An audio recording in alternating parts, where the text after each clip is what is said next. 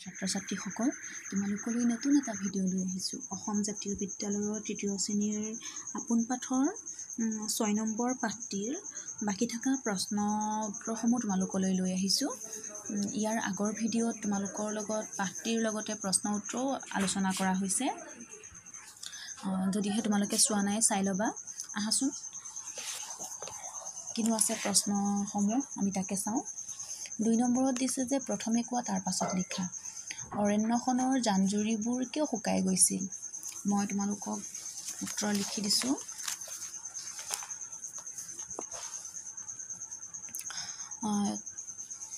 অৰণ্যখনৰ জান-জুৰিবোৰ কিয় শুকাই গৈছিল প্ৰশ্নত সুধিছে। কেইবামাহো ধৰি বৰষুণ নিদিয়া কাৰণে অৰণ্যখনৰ জান-জুৰিবোৰ শুকাই গৈছিল। তাৰ পাছৰ প্ৰশ্ন, হাতীৰ জাকটোৱে পানী বিচাৰি ক'লৈ গৈছিল? হাতীৰ জাকটোৱে পানী বিচাৰি এটা জলাশয়লৈ গৈছিল। তীখৰে গজানন্দৰ আগত নিজকে কি বুলি পৰিচয় দিছিল? তীখৰে গজানন্দৰ আগত নিজকে জোনৰ দূত বুলি পৰিচয় দিছিল। উত্তৰটো একোনেই হয়, তোমালোকে মিলাই লিখিবলৈ কাৰণে শিকিবা যে তীখৰে গজানন্দৰ আগত নিজকে কি বুলি কোৱাৰ লগে লগে কি ঠাইত জোনৰ দূত বুলি লিখিছোঁ। ইয়াতো তেনেদৰে লিখিছোঁ। তোমালোকে সেনেদৰে লিখিবলৈ কাৰণে যত্ন কৰিবা।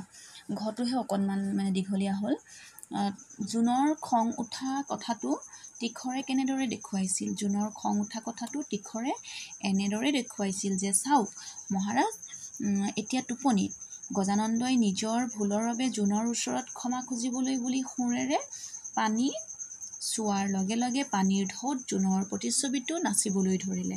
তেতিয়া তীখৰে চিঞৰি চিঞৰি ক'বলৈ ধৰিলে, কথা ভীষণ মহাৰাজৰ ভীষণ খং উঠিছে, এই বুলি কৈছিলে। জোনৰ খং উঠা কথাটো তীখৰে গজানন্দৰ আগত। এইটো উত্তৰটো। তাৰ পাছতে আছে 3 নম্বৰ চোৱা, বাক্য ৰচনা কৰা মুখিয়াল। মই তোমালোকক অকণমান আইডিয়া দিছোঁ। তোমালোকে নিজৰ মতেও লিখিবলৈ যত্ন কৰিবা। মুখিয়াল, গজানন্দ হাতীৰ পালটোৰ মুখিয়াল আছিল। তাৰপাছত আছে লম্ফ-জম্ফ। শহাটোৱে গজানন্দক কৈছিল যে মহাৰাজ খঙত লম্ফ-জম্ফ হৈছে। খৰাং, কেইবামাহো বৰষুণ নিদিলে বতৰ খৰাং হৈ পৰে। প্ৰতিচ্ছবি, আইনাত আমি নিজৰ প্ৰতিচ্ছবি দেখা পাওঁ। পানী জুৱলি, তীখৰে গজানন্দক জলাশয়টোৰ পানী জুৱলিলৈ লৈ গৈছিল। এইকেইটা হ'ল বাক্য ৰচনা তোমালোকলৈ মই আগবঢ়াইছোঁ। তাৰ পাছতে চোৱাচোন, কিতাপত চোৱা। তাৰ পাছতে আছে যে খালী ঠাই পূৰ কৰা। ভাওনা ঘৰত মানুহজনে বৰকৈ কি কৰিছে? লম্ফ-জম্ফ কৰিছে। এইটো লম্ফ, মই বেকাকৈয়ে লিখিছোঁ। তোমালোকে কিন্তু বহীত লিখোঁতে ধুনীয়াকৈ পোনকৈ লিখিবা দেই। তাৰপিছত বেছিকৈ ডেছ নকৰিবা, অইনে আমনি পাব। এতিয়া চিঞৰ বাখৰ হয়নে নহয় বাৰু? বেছিকৈ চিঞৰ বাখৰ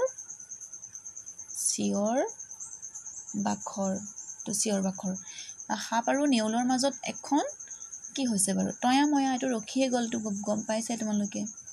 তয়া-ময়া ৰণ হৈছে, হয়নে বাৰু?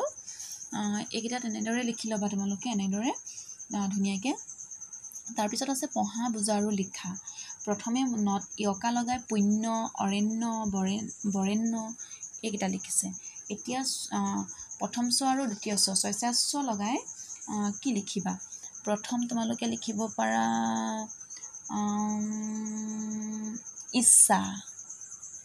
ইচ্ছা লিখিব পাৰা। ইচ্ছা, অনিচ্ছা। তাৰপিছত লিখিব পাৰা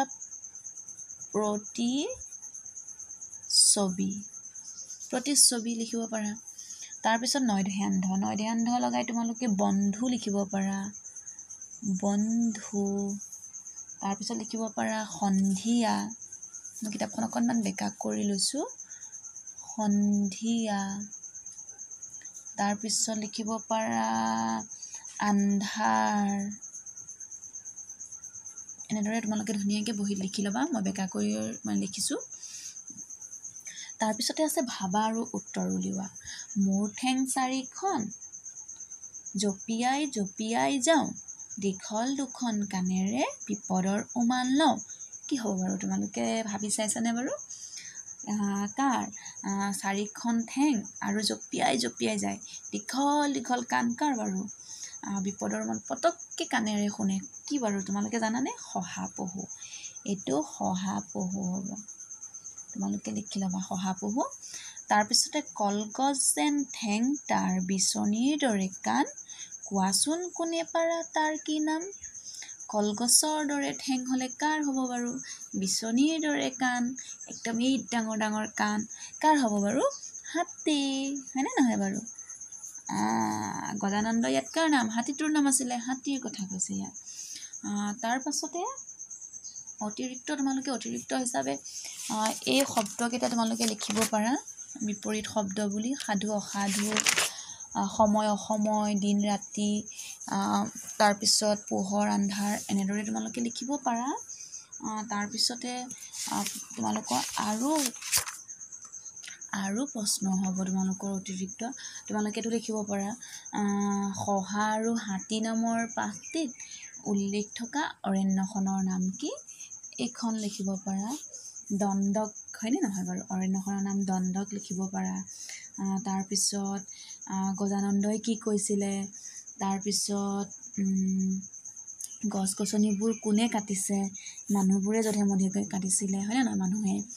তাৰপিছত জীৱ জন্তুবোৰৰ পানীৰ অভাৱত কেনেকুৱা অৱস্থা হৈছিলে? অৱস্থা বেয়া হৈ পৰিছিলে, সিহঁতে খাবলৈ নাপায়, পিয়াহত কি হৈছিলে? আতুৰ হৈ গৈছিলে, হয়নে নহয়? তাৰপিছত তোমালোকে প্ৰশ্ন কেইবাটাও ওলাব। গাঁওখনৰ এইটো এটা হ'ব, গাঁওখনৰ মাজেদি হাতীৰ পালটোৱে অহা যোৱা কৰাত কাৰ অসুবিধা হৈছিলে? হাতীৰ পালটোৱে অহা যোৱা কৰাৰ কাৰণে শহাৰ অসুবিধা হৈছিলে, সেইটো এটা অতিৰিক্ত হিচাপে তোমালোকে লিখিব পাৰা। এনেদৰে অতিৰিক্ত কেইবাটাও হ'ব, তোমালোকে উলিয়াবলৈ চেষ্টা কৰিবাচোন অতিৰিক্তবোৰ। ঠিক আছে, ইমানতে সামৰিছোঁ ভিডিঅ'টো। ধন্যবাদ। ভাল লাগিলে লাইক, শ্বেয়াৰ আকৌ কমেণ্ট কৰিব পাহৰি নাযাবা। Bye bye.